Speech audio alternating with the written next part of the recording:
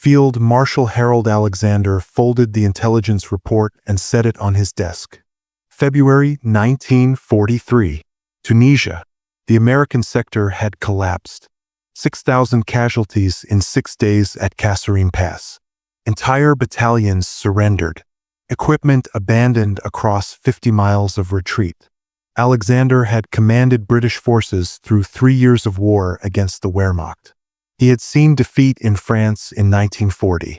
He had witnessed disaster in Greece. He had endured retreat across North Africa until El Alamein turned the tide. He knew what broken armies looked like. The Americans at Kasserine looked broken. He reached for paper and began writing his assessment for General Dwight Eisenhower. The words came easily because they reflected what he had observed personally during his inspection of 2 corps positions. American troops lacked proper defensive preparation. Their commanders made elementary tactical errors. Their coordination dissolved under pressure. Alexander's conclusion was blunt. The Americans, he wrote, lack the will to fight. 50 miles away, General Bernard Montgomery read the same intelligence reports from his 8th Army headquarters.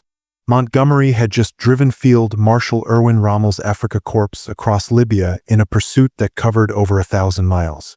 He understood what separated effective armies from ineffective ones.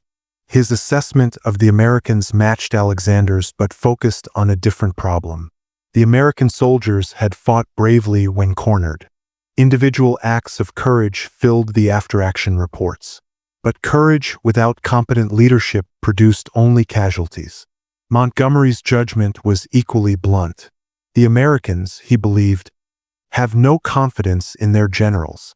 These were not casual observations. Alexander and Montgomery were 2 of Britain's most experienced commanders. Alexander had led the final evacuation at Dunkirk, the last British officer to leave French soil in 1940. Montgomery had transformed the 8th Army from a demoralized force into the formation that broke Rommel at El Alamein. When commanders of their caliber reached the same conclusion about American combat effectiveness, the judgment carried weight throughout the Allied command structure. British officers began treating American units as unreliable. Planning for future operations assumed the British would handle the difficult fighting while the Americans provided support. The disaster at Kasserine Pass had confirmed British suspicions that had been growing since Operation Torch landings in November 1942. The Americans were wealthy. They had impressive equipment. They arrived in North Africa with confidence bordering on arrogance. But they lacked the hard-won experience that came from fighting the Wehrmacht for 3 years. The British had earned their expertise through blood. France 1940, Greece 1941, Crete 1941, Singapore 1942, Tobruk 1942. The list of defeats stretched across 3 continents. The British Army of 1943 had been forged in the furnace of repeated disaster until it finally learned how to win. The Americans, Montgomery and Alexander concluded, would need years to reach the same level of competence, if they ever reached it at all. The problem was that the war could not wait years for the Americans to learn. Operation Husky, the invasion of Sicily, was scheduled for July 1943. Overlord, the cross-channel invasion of France, was being planned for 1944. Both operations required the Americans to perform as effective combat forces. Montgomery and Alexander faced a dilemma. They could not prevent the Americans from participating in future operations. American industrial might and manpower made their involvement essential. But they could structure operations to minimize American responsibilities and reduce the risk of American failure causing Allied defeats. This calculation would shape planning for Sicily and beyond. It would poison Allied cooperation for the rest of the war.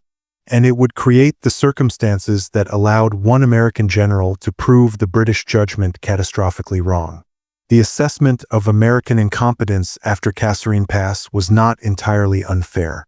The failure at Kasserine exposed genuine problems in American training, leadership, and doctrine. Major General Lloyd Fredendall commanded 2 corps during the battle.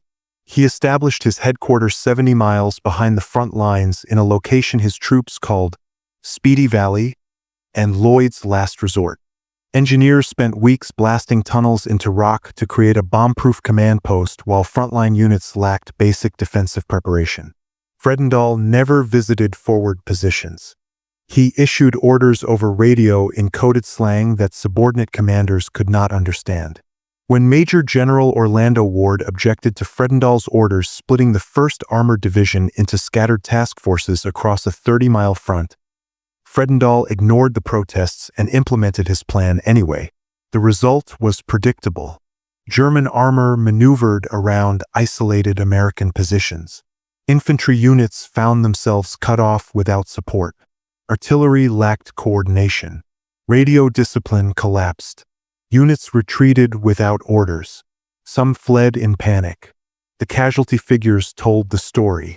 6,000 American casualties, including 3,000 captured. 183 tanks destroyed. 104 half-tracks lost. 208 artillery pieces abandoned. 512 trucks destroyed. But the deeper problem was not just Fredendall's incompetence. The problem was systemic. American units arrived in North Africa with training based on peacetime maneuvers that bore little resemblance to actual combat. Officers had studied tactics from textbooks written before modern armor and air power dominated battlefields. Doctrine emphasized frontal assaults that played to American industrial advantages but ignored terrain and enemy capabilities. Montgomery observed these problems during the final stages of the Tunisia campaign. He watched American units execute attacks with parade ground precision that dissolved into chaos when Germans opened fire. He saw American artillery waste ammunition on unimportant targets while failing to mass fires on decisive points. He witnessed American tank destroyers charging panzers instead of using defensive positions that negated German advantages. From Montgomery's perspective, the Americans needed complete retraining from the ground up. They needed new doctrine. They needed new leaders. They needed the kind of transformation that had taken the British 3 years of war to achieve. Montgomery calculated that transformation would take the Americans at least 2 years, possibly longer. He was wrong. The transformation would take 21 days. On March 6, 1943, Lieutenant General George S.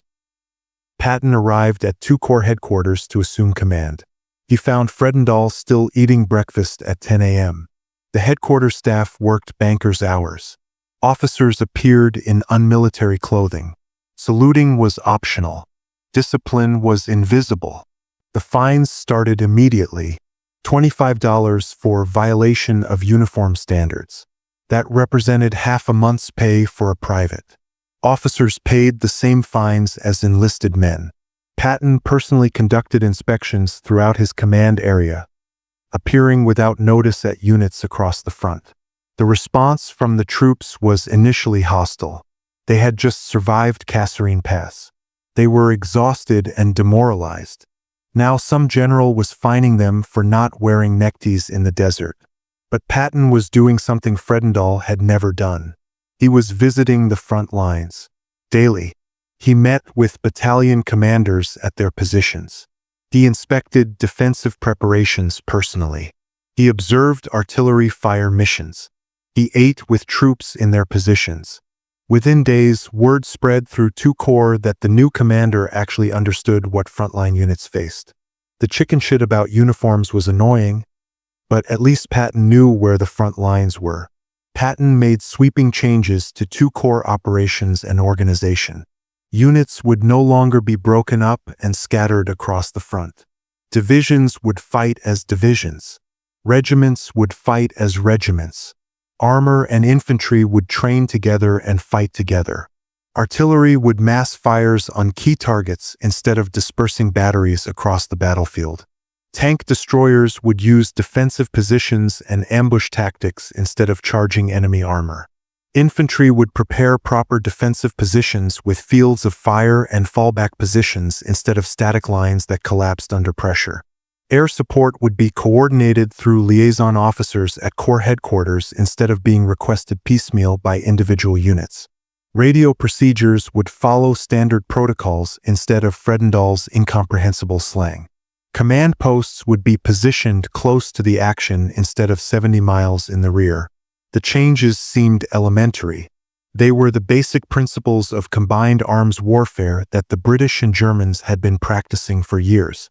But they were revolutionary for two corps which had been operating with confused doctrine and incompetent leadership for months.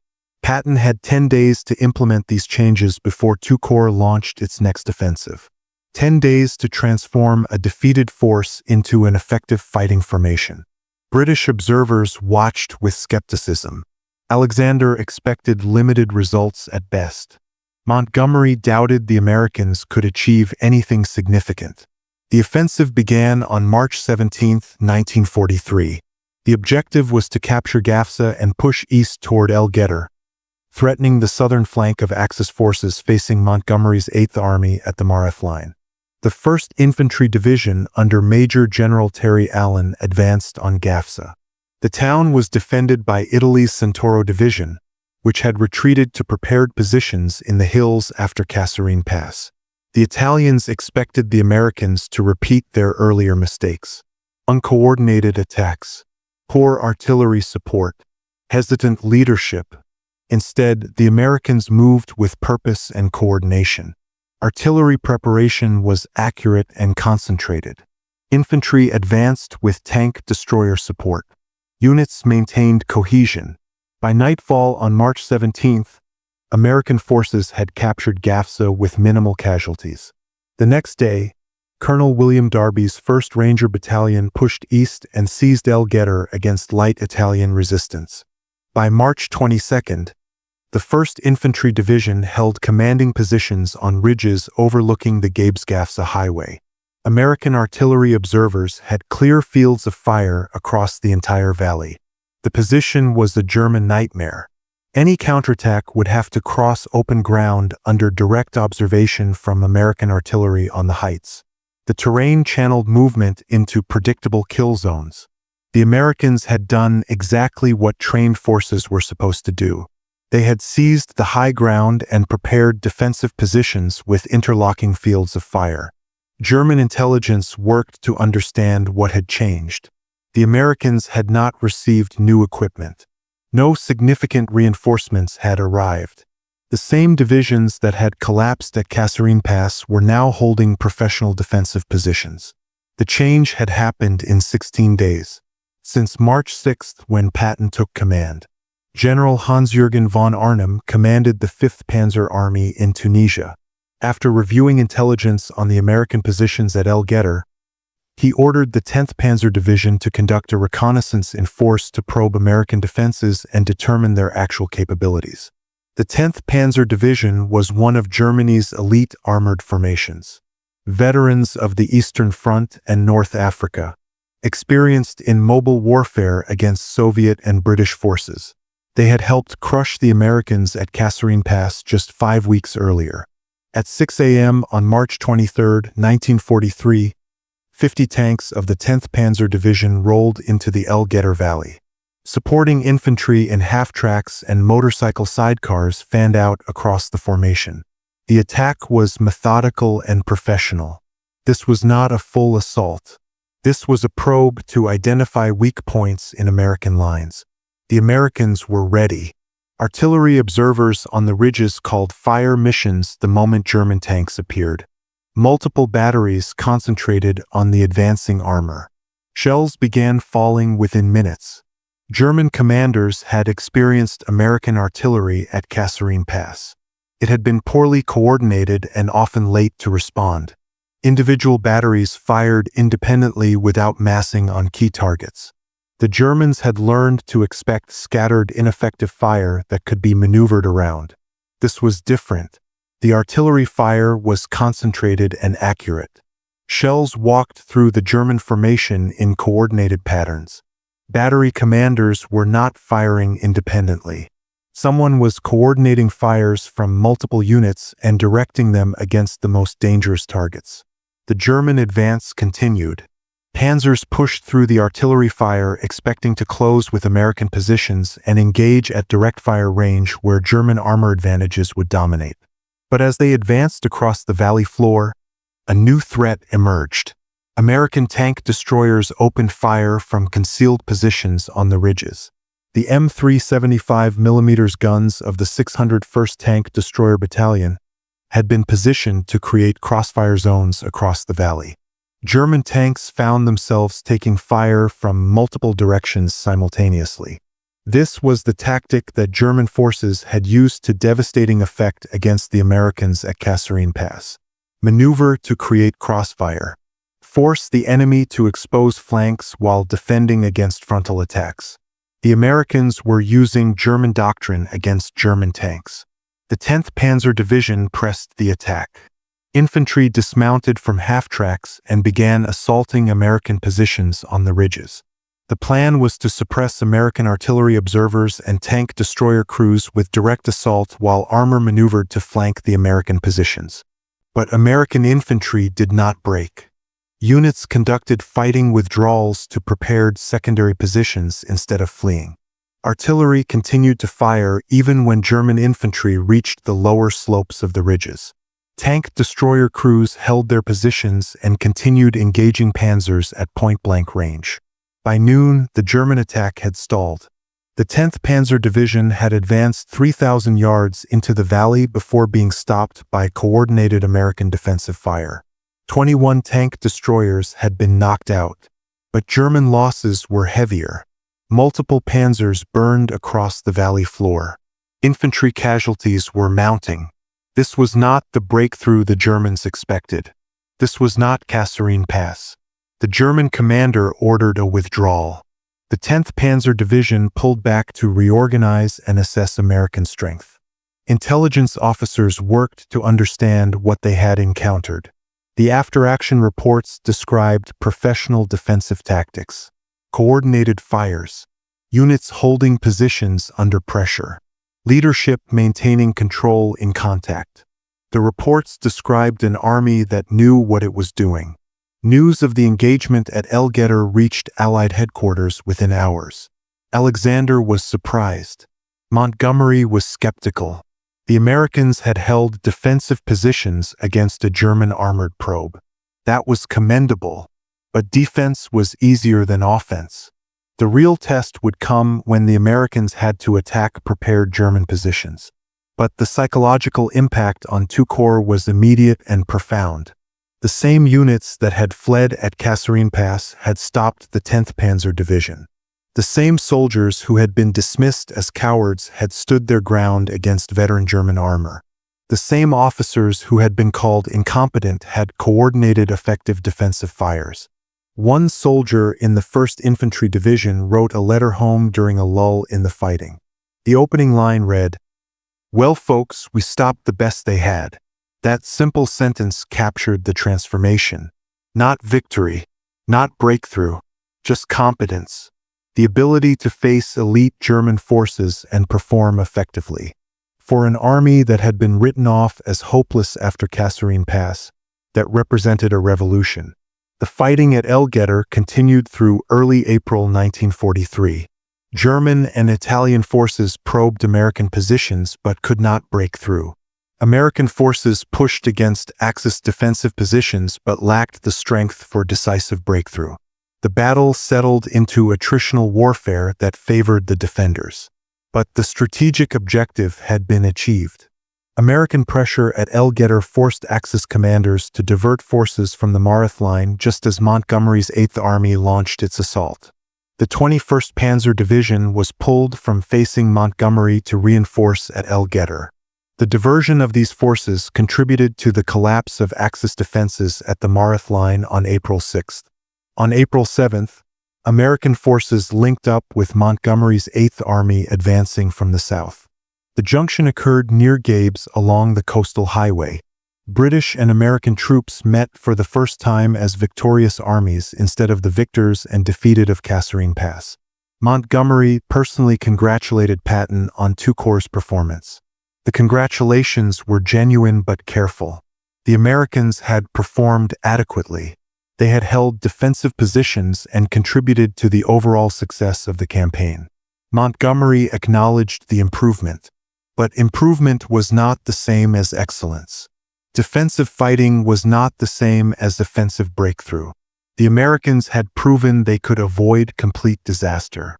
They had not yet proven they could achieve decisive victory against prepared German defenses. Montgomery's assessment of American capabilities remained cautious. They had come further than he expected in 3 weeks, but they still had far to go before they could be considered equal to British forces with 3 years of hard combat experience. Montgomery would carry this assessment into planning for Operation Husky, the invasion of Sicily scheduled for July 1943.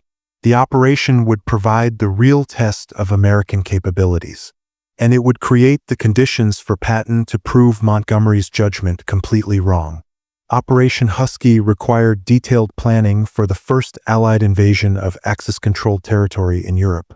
General Alexander commanded all Allied ground forces. Montgomery commanded the British 8th Army. Patton commanded the American 7th Army.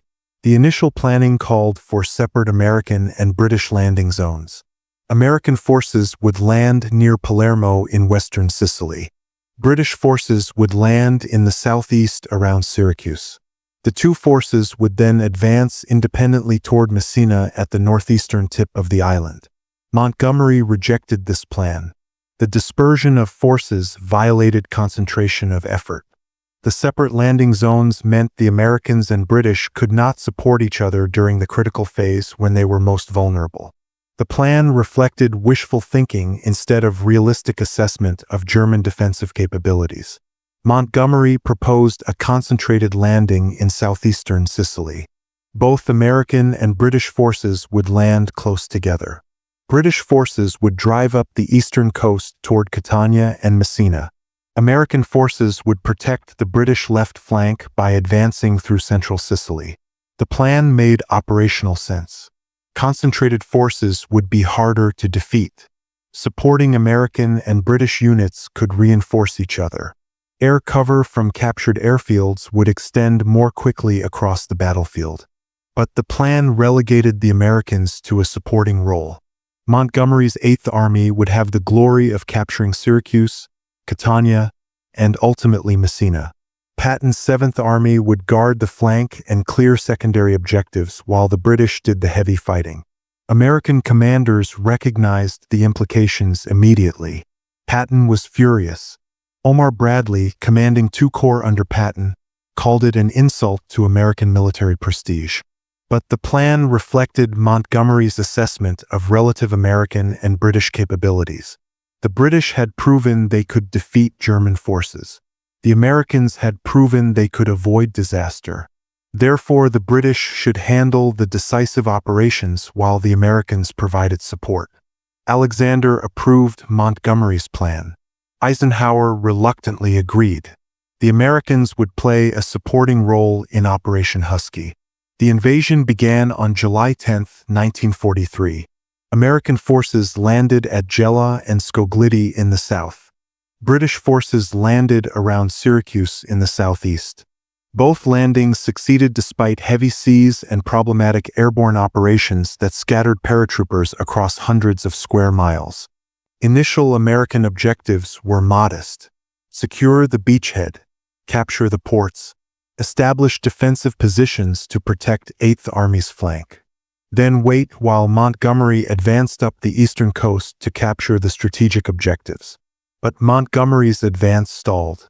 German defenses around Catania proved stronger than expected. Mount Etna's volcanic slopes channeled British attacks into predictable paths that German defenders had fortified.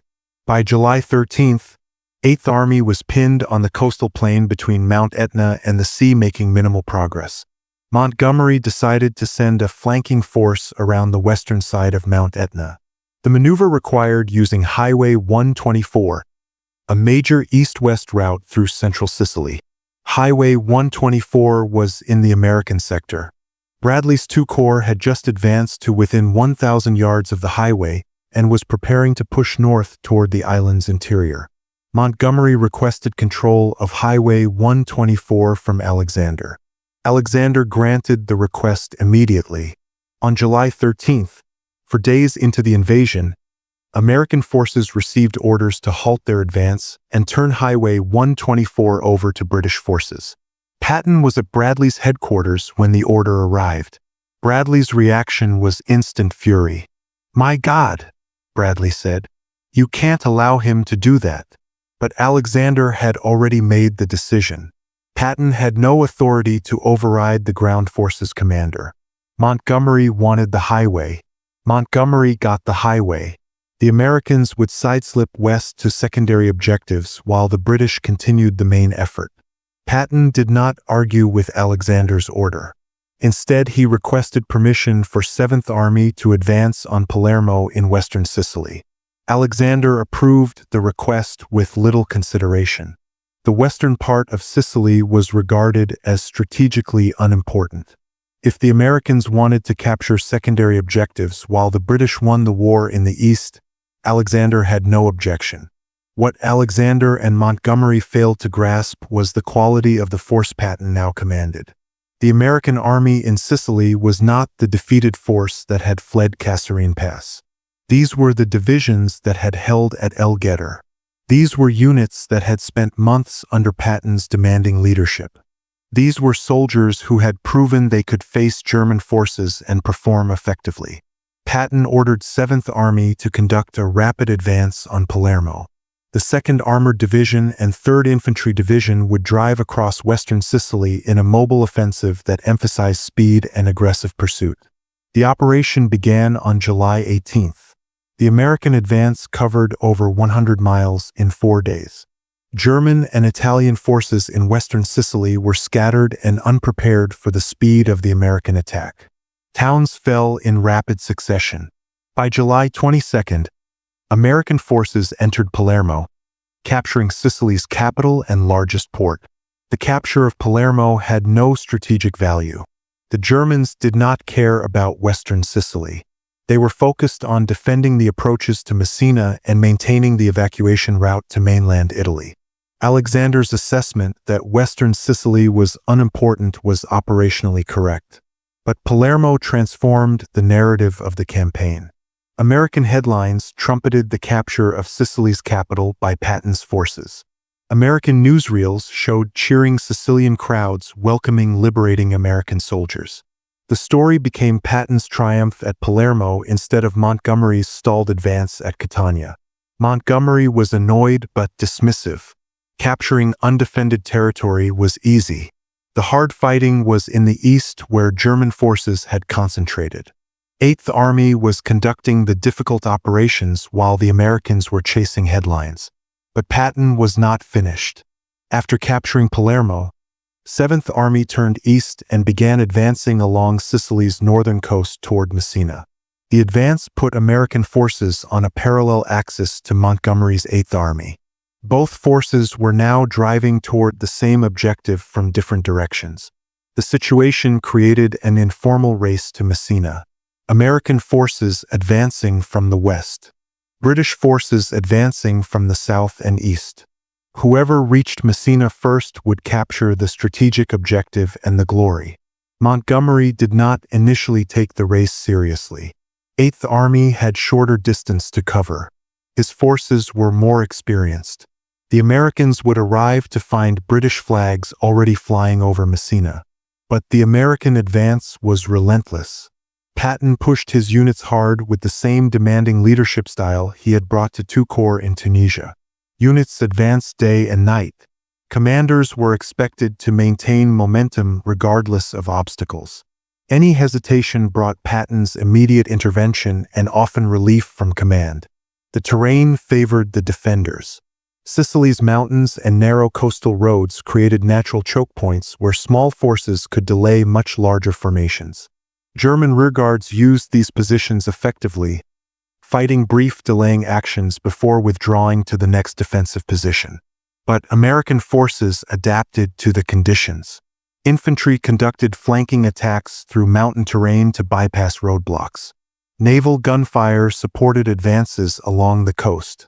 Airborne operations landed forces behind German lines to disrupt withdrawals. The Americans were employing the combined arms tactics they had learned under Patton's training. Montgomery began to realize the race was serious.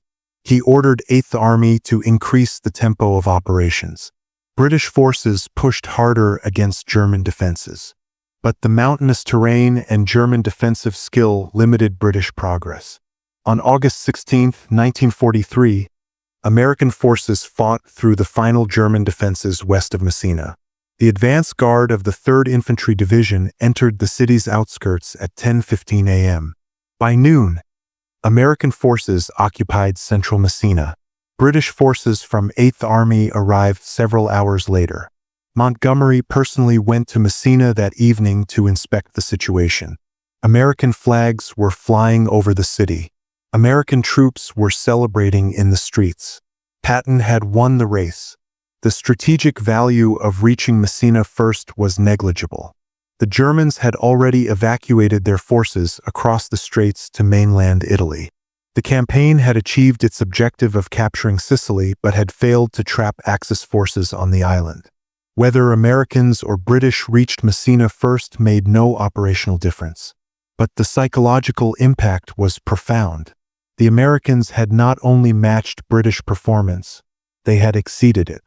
7th Army had captured more territory, taken more prisoners, and reached the decisive objective first. The army that Montgomery had dismissed as incompetent after Kasserine Pass had outperformed 8th Army in the race across Sicily. American commanders felt vindicated. The humiliation of Kasserine Pass had been avenged. The British skepticism about American capabilities had been proven wrong. Patton had demonstrated that American forces properly trained and aggressively led could achieve results that matched or exceeded their British counterparts. Montgomery's reaction was complex. He publicly minimized the significance of the race to Messina. He emphasized that 8th Army had faced the strongest German resistance while the Americans had advanced through lightly defended territory. He noted that capturing Palermo and western Sicily had no strategic value. But privately, Montgomery had to acknowledge that his assessment of American capabilities had been wrong. The transformation of American forces from Kasserine Pass to Messina had been faster and more complete than he thought possible. The Americans had not needed years to develop into an effective fighting force. They had needed months. Under the right leadership, they had proven capable of aggressive mobile warfare that matched German and British standards. Years later, after the war ended, Montgomery made a public statement that acknowledged what he had witnessed in Sicily. The Americans, he admitted, had proved themselves to be first-class troops. It took time, but they did it more quickly than we did. The admission was grudging but significant. Montgomery was not known for praising allies or admitting errors in judgment. His acknowledgement that the Americans had developed combat effectiveness faster than the British had represented a fundamental revision of his earlier assessment. The transformation of American forces from Kasserine Pass in February 1943 to Messina in August 1943 occurred over 6 months. But the decisive change happened in the 21 days after Patton took command of 2 Corps on March 6. The changes Patton implemented were not revolutionary innovations. Wear proper uniforms, maintain unit integrity, coordinate combined arms, mass artillery fires, lead from the front. These were basic military principles that armies had practiced for decades. But Patton understood that broken armies need to relearn fundamentals. The American force that fought at Kasserine Pass had lost confidence in itself, in its leaders, and in its doctrine. Soldiers who do not believe they can win will not fight effectively no matter how much equipment they possess. Patton's harsh discipline about uniforms and military courtesies seemed petty to troops who had just survived disaster. But the discipline communicated a fundamental message. Standards matter. Details matter. The army would no longer tolerate the sloppiness and casualness that had characterized Fredendall's command. More importantly, Patton led from the front. He visited units under fire. He inspected positions personally. He made decisions based on first-hand observation instead of radio reports from 70 miles to the rear. Soldiers who see their commander sharing their risks will follow that commander into dangerous situations. The tactical changes Patton implemented addressed the specific failures exposed at Kasserine Pass. Keep divisions intact instead of scattering them. Coordinate artillery instead of dispersing it. Use tank destroyers defensively instead of sending them to chase panzers. Prepare fallback positions instead of relying on static lines. These changes required training and practice. Patton gave 2 corps 10 days to prepare before launching the offensive toward El Guettar. The units that fought at El Guettar on March 23 had been training intensively since March 6. The training was basic: combined arms coordination, fire and movement, communications discipline. Nothing sophisticated, just fundamentals. The results at El Guettar proved that American soldiers and junior officers were not the problem. Given proper training, clear doctrine, and competent leadership, American forces performed as well as any army in the world. The problem at Kasserine Pass had been senior leadership that failed to prepare forces adequately and then positioned them poorly for the battle that followed. Montgomery's error was assuming that the problems he observed at Kasserine Pass reflected fundamental American weaknesses that would take years to correct. He assumed Americans lacked the cultural and institutional foundations necessary for effective combat performance. He thought American egalitarianism undermined military discipline. He believed American civilian backgrounds left soldiers unprepared for warfare's brutality. Montgomery was wrong on every count. American soldiers proved just as capable of discipline, courage, and tactical skill as British soldiers. American officers proved just as capable of competent leadership as British officers. American doctrine proved just as effective as British doctrine once properly implemented. The difference was time and experience. The British had spent 3 years developing their combat effectiveness through hard defeats. The Americans compressed that learning into 6 months by studying British and German lessons and adapting them rapidly. Patton was the catalyst who forced that rapid adaptation. His personality was abrasive and his methods were harsh. But his leadership communicated absolute confidence that American forces could match any opponent. That confidence proved infectious. Units that believed they were capable of winning started winning. The broader lesson extended far beyond Tunisia and Sicily.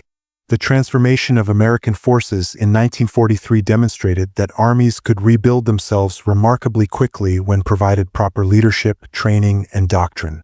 The defeats that seemed catastrophic in February 1943 became learning experiences that produced a more effective force by August 1943. Montgomery's admission after the war that Americans had developed faster than the British represented his recognition of this lesson. National characteristics mattered less than leadership and training. Soldiers from any country could become effective combat forces given proper preparation. The Americans had proven that transformation could happen faster than anyone thought possible. The American victory at Messina did not end Anglo-American tensions. Montgomery and Patton continued to clash throughout the remainder of the war. Bradley never forgave Montgomery for taking Highway 124 in Sicily. Alexander continued to regard British forces as more reliable than American forces well into 1944. But the fundamental dynamic had changed. After Sicily, no one could credibly argue that American forces were incapable of effective combat performance. The question was no longer whether Americans could fight, but how best to employ American forces alongside British forces in coalition operations. Patton continued commanding American forces through Operation Overlord and the advance across France. His Third Army's drive across France in August 1944 became legendary for its speed and aggression. The same principles Patton had applied to 2 corps in Tunisia he applied to Third Army in France. Aggressive leadership, rapid movement, relentless pressure on the enemy. Montgomery commanded British and Canadian forces through the Normandy campaign and the advance into Germany. His methodical approach emphasized careful preparation and overwhelming force before attacking. The same principles that had broken Rommel at El Alamein he applied to operations in Northwest Europe. Both approaches worked. Both commanders achieved their objectives. The tension between aggressive American tactics and methodical British tactics reflected different military cultures and different lessons learned from their respective experiences. Neither approach was inherently superior. Both contributed to Allied victory. But the transformation that mattered most occurred in Tunisia between March 6 and March 23, 1943. 21 days when one American general rebuilt a defeated army into an effective fighting force. 21 days that proved Montgomery's judgment wrong. 21 days that changed how the British and Americans fought together for the rest of the war. Patton died in December 1945 from injuries sustained in an automobile accident in Germany. He never wrote a comprehensive memoir of his wartime service. But his diary entries from March 1943 captured his assessment of what he accomplished with two corps. The entry from March 13, 1943 was characteristic of his blunt style. "I cannot see what Fredendall did to justify his existence. I have never seen so little order or discipline. Montgomery lived until 1976, long enough to see the full historical record of World War II emerge through official histories and documentary releases. In his later years, he moderated some of his wartime judgments and acknowledged the contributions of American forces to Allied victory. His admission that Americans developed combat effectiveness faster than the British was one of several revisions he made to his wartime assessments. Alexander served as Governor-General of Canada after the war and later as British Minister of Defense. He maintained throughout his life that British forces had borne the heaviest burden in defeating Germany and that American forces had made important but secondary contributions. Historical assessments have generally judged Alexander's command of ground forces in Tunisia and Sicily as adequate but uninspired. The American soldiers and officers who fought at Kasserine Pass and then at Guettar never forgot the transformation they experienced. The men who were dismissed as cowards in February 1943 became the nucleus of the army that liberated Western Europe. The junior officers who learned combined arms warfare in Tunisia became the senior commanders of the American Army in the decades that followed. The lessons from Tunisia echoed through American military education for the rest of the 20th century. The importance of leadership, the necessity of training, the requirement for clear doctrine, the value of learning from defeats. These became fundamental principles taught at every level of military education. Montgomery's error was not his initial assessment of American forces after Kasserine Pass. His observations about poor leadership, inadequate training, and confused doctrine were accurate. His error was assuming those problems were unfixable or would take years to address. He underestimated both American adaptability and the impact of decisive leadership. Patton's achievement was not creating revolutionary new tactics or doctrine. His achievement was implementing proven principles with such intensity and speed that a defeated army transformed itself in weeks instead of years. He proved that leadership mattered more than equipment or national characteristics. He demonstrated that confidence built on competence could turn failure into success remarkably quickly. The story of Montgomery calling American generals amateurs and Patton proving him wrong is ultimately a story about underestimating potential. Montgomery looked at the wreckage of Kasserine Pass and saw permanent limitations. Patton looked at the same wreckage and saw raw material that needed proper shaping. Montgomery was wrong. Patton was right. And the 21 days from March 6 to March 23, 1943 proved it. This was just one of countless untold stories from the Second World War. If you want to hear more forgotten chapters of history, subscribe and hit the bell icon. Drop a comment telling us which WW2 story you want to hear next.